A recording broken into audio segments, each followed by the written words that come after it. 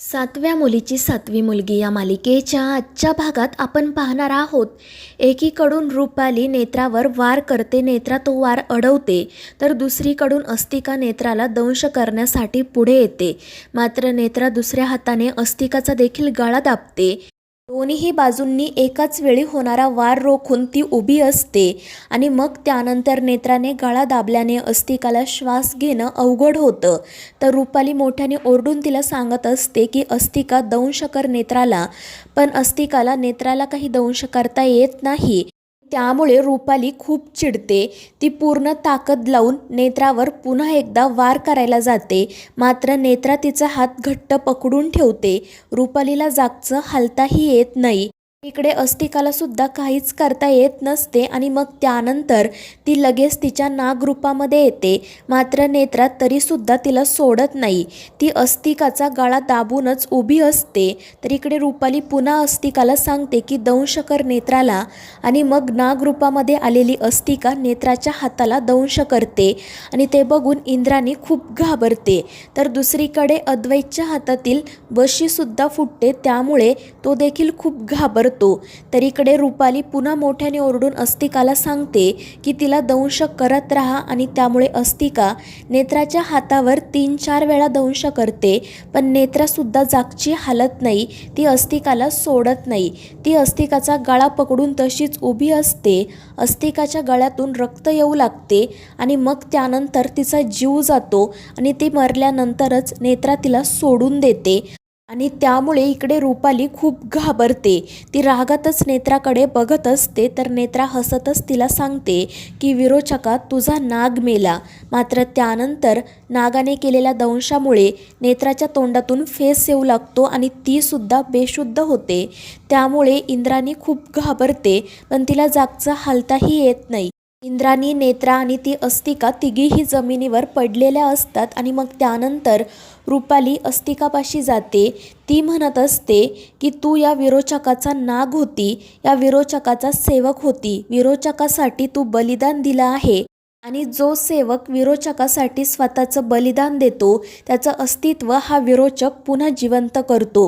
तर इंद्राणी रूपालीचं हे सगळं बोलणं ऐकत असते. रूपाली नक्की काय बोलते हे तिच्या काही लक्षात येत नाही. तर रूपाली अस्तिकाकडे बघत म्हणत असते की राजाध्यक्षांना तुझा चेहराही बघायचा नव्हता ना, पण आता त्यांना आयुष्यभर तुझा चेहरा बघावा लागेल. त्यांना त्यांच्या कर्माची शिक्षा नक्की भेटणार. आता राजाध्यक्षांपैकी एकाचं शरीर मी तुला देणार. ते शरीर तुझं असेल, पण आत्मा तुझा नसेल. मात्र तू मनुष्य रूपात कायम माझ्या जवळ राहशील. आणि रूपालीचं हे बोलणं ऐकून इंद्राणीला धक्काच बसतो. ती नेत्राला हाक मारण्याचा प्रयत्न करत असते. तर रूपाली रागातच तिच्याकडे बघत म्हणते, तुझी नेत्रा कधीच मेली. या विरोचकाने मारून टाकलं तिला. मी सांगितलं होतं ना, हे कलियुग आहे आणि या कलियुगामध्ये विरोचकाचाच विजय होणार. आणि कुठे गेली तुमची ती त्रिनयना? ती तुमच्या मदतीला आली का? नाही ना, ती तुमच्या मदतीला येणार सुद्धा नाही, कारण ती या विरोचकाला घाबरते.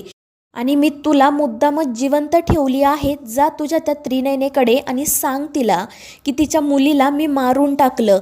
आणि मग त्यानंतर ती नागाला घेऊन तेथून निघून जाते. तर इंद्राणी कसाबसा तिच्या खिशामधून मोबाईल काढते आणि अद्वैतला कॉल करते.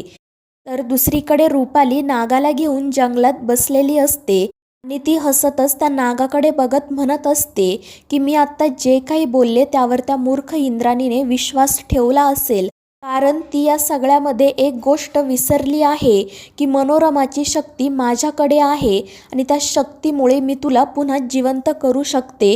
आणि मग त्यानंतर ती तिचा हात त्या नागावरून फिरवते आणि मनोरमाच्या शक्तीमुळे नागाला झालेली जखम भरून येते आणि विरोचकाचा नाग पुन्हा जिवंत होतो.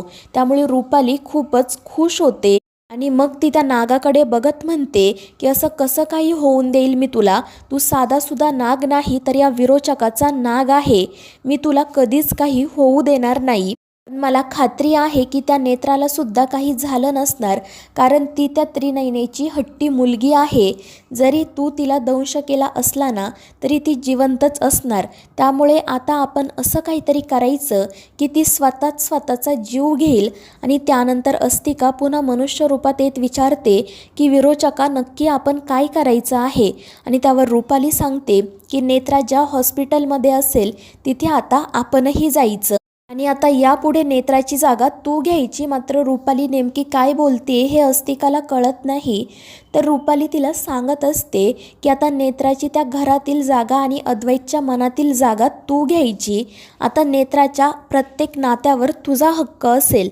आणि मग त्यानंतर त्या दोघीजणी तेथून निघून जातात. दुसरीकडे अद्वैत त्या जंगलात पोहोचतो. नेत्रा आणि इंद्राणीला हॉस्पिटलमध्ये घेऊन येतो. इंद्राणीच्या डोक्यावर जी जखम झालेली असते त्यावर उपचार केले जातात. ती ठीक असते, मात्र नेत्रा काही शुद्धीवर येत नाही. डॉक्टर तिच्यावर उपचार करत असतात पण नेत्रा उपचारांना प्रतिसाद देत नसते आणि तिची अवस्था बघून अद्वैत मात्र पूर्णपणे खचून जातो. तो रडतच इंद्राणीला विचारत असतो की आत्या, आपल्या नेत्राला काही होणार तर नाही ना. पण त्यावर इंद्राणीसुद्धा काहीच उत्तर देत नाही. त्यानंतर अद्वैत तिथे असणाऱ्या नर्सकडे चौकशी करतो पण ती नर्ससुद्धा त्याला काही सांगत नाही. आणि मग शेखर आणि केतकीसुद्धा हॉस्पिटलमध्ये येतात आणि नेत्राची अवस्था बघून त्या दोघांच्याही पायाखालची जमीनच सरकते. ते दोघेही हतबल होतात आणि रडू लागतात. अद्वैत आणि इंद्राणी त्यांचं दुःख बाजूला ठेवून या दोघांना सावरण्याचा प्रयत्न करत असतात. पण नेत्राच्या अवस्थेमुळे संपूर्ण राजाध्यक्ष फॅमिलीच खचून गेलेली असते. आणि मग त्यानंतर इंद्राणी सगळ्यांना सांगते की हे सगळं काही रुपालीने घडवून आणलं आहे. तर मित्रांनो, या मालिकेच्या पुढील भागांच्या अपडेट्ससाठी आपल्या चॅनेलला सबस्क्राईब करा.